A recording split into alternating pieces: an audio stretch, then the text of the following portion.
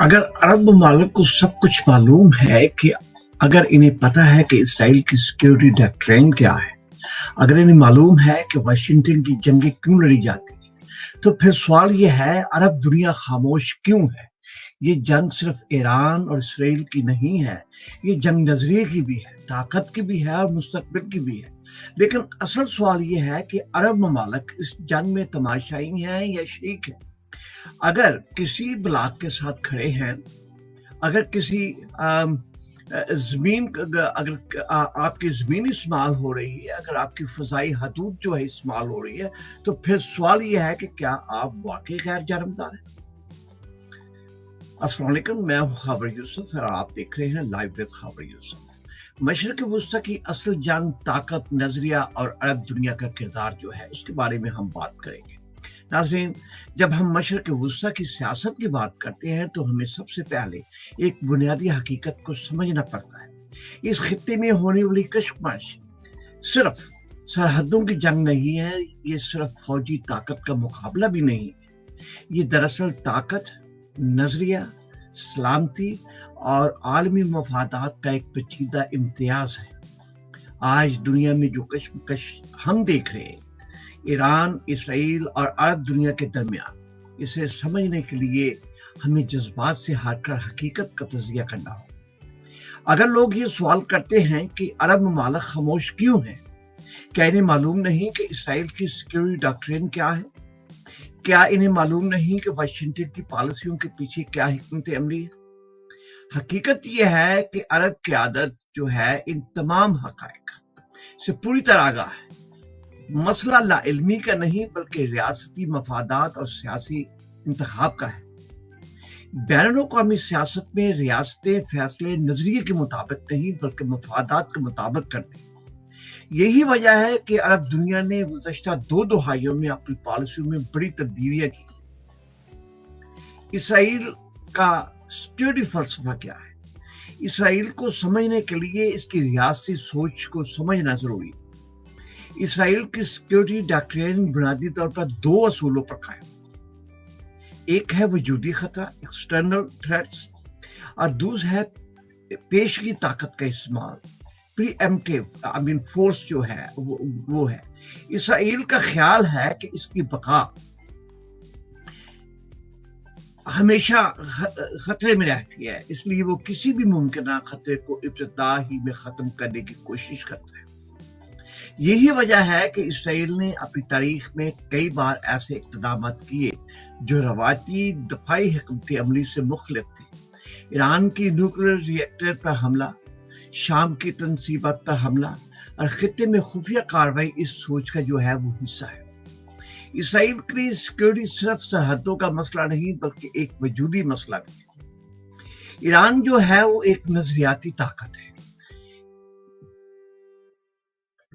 1979 के इनकलाब के बाद ईरान ने खित्ते में एक नई सियासी हकीकत पैदा की।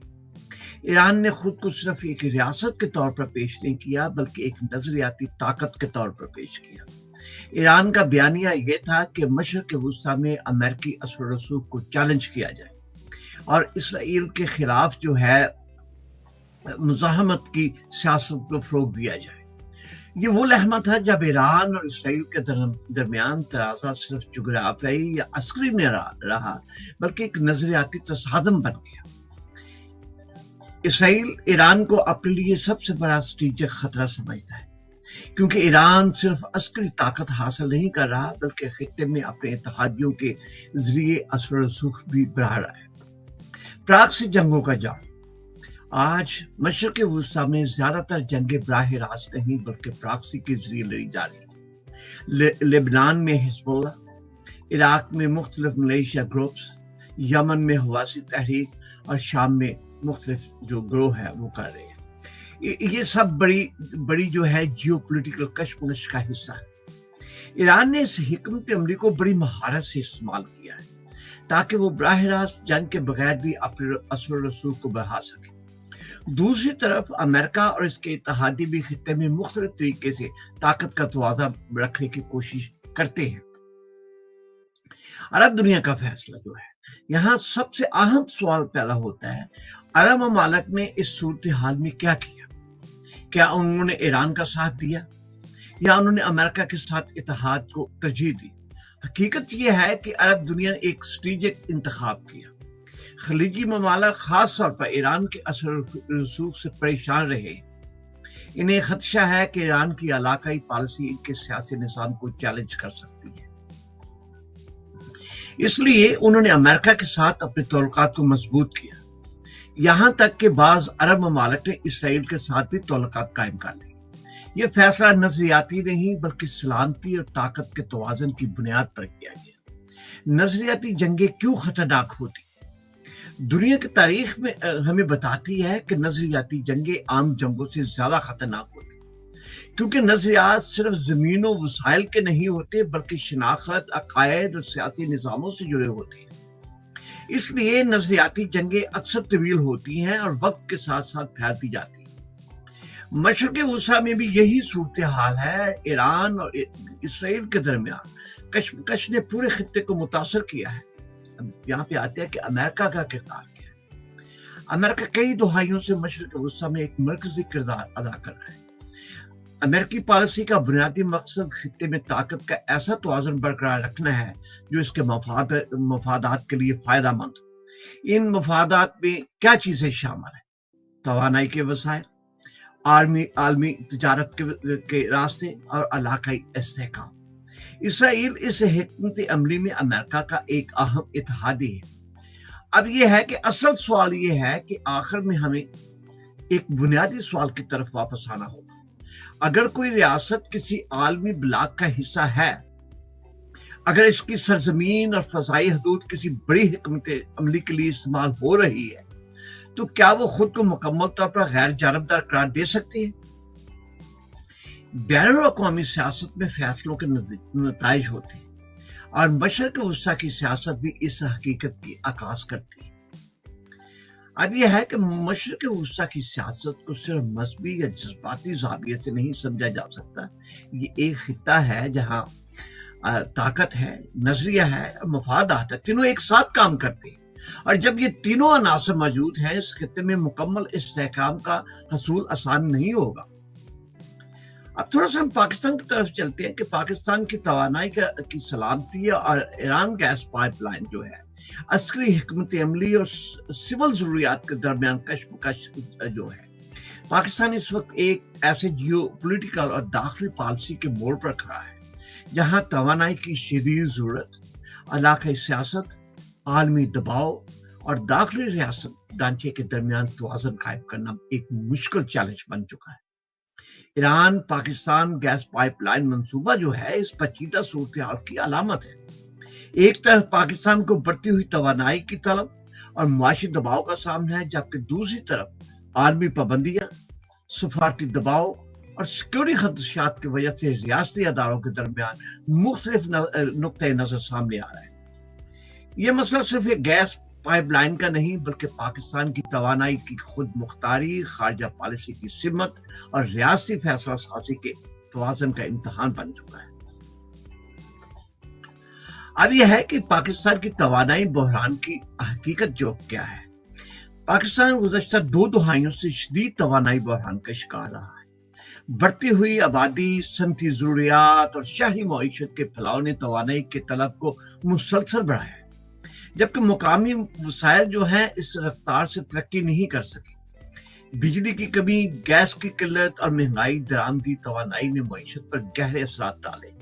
सनतें मुतासर हुई, पैदावारी लागत में इजाफा हुआ और आम शहरी भी महंगाई जो है तवानाई के बोझ तले दब गया। इस पस मंजर में ईरान पाकिस्तान गैस पाइपलाइन मंसूबा पाकिस्तान के लिए एक अहम मुतबादिल के तौर पर सामने आया। ईरान दुनिया के बड़े गैस ज़खायर करने वाले, स्टोरेज रखने वाले ममालिक में शामिल है और जोग्राफी लिहाज से पाकिस्तान के करीब होने की वजह से तवानाई की फराहमी का एक निस्बतन सस्ता और काबिल अमल जरिया हो सकता है। ईरान पाकिस्तान गैस पाइपलाइन जो है ये एक अधूरा ख्वाब है। ईरान पाकिस्तान गैस पाइपलाइन मंसूबा जो है इब्तदाई तौर पर ईरान, पाकिस्तान और भारत के दरमियान शुरू हुआ था, जिसे बाज़ औक़ात अमन पाइपलाइन भी कहा जाता था। इस मंसूबे का मकसद ईरान के गैस ज़खायर को जनूबी एशिया तक पहुंचाना था, लेकिन वक्त के साथ साथ ये मंसूबा कई सियासी और सफारती पेचीदगियों का शिकार हो गया। भारत इस मंसूबे से अलग हो गया और मंसूबा ईरान पाकिस्तान तक महदूद रह गया। ईरान ने अपनी सरहद तक पाइपलाइन का बड़ा हिस्सा मुकम्मल कर लिया, लेकिन पाकिस्तान की तरफ से इस मंसूबे पर पेशरफ्त बार बार रुकती रही।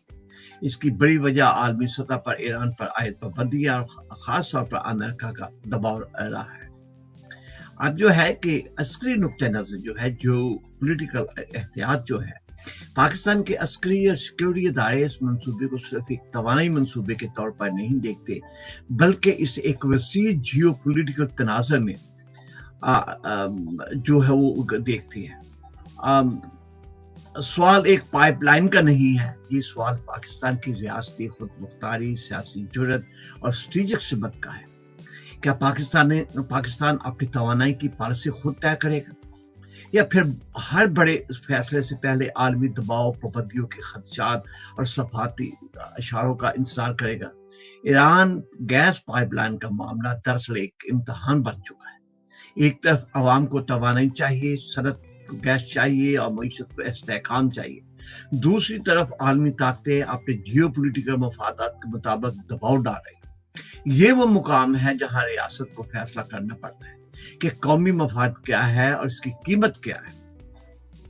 अगर पाकिस्तान अपनी तवानाई की सलामती को यकीनी बना सकता है, अगर हर स्ट्रेटेजिक मंसूबा बैरूनी दबाव के सामने रुक जाता है, तो फिर सवाल ये उठता है कि क्या हम वाकई अपने माशी और पॉलिसी खुद मुख्तारी के मालिक हैं? रियासतें इस लहर में पहुंचानी जाती हैं जब इन्हें मुश्किल वक्त फैसले करने पड़ते हैं, और आज पाकिस्तान इसी मोड़ पर खड़ा है।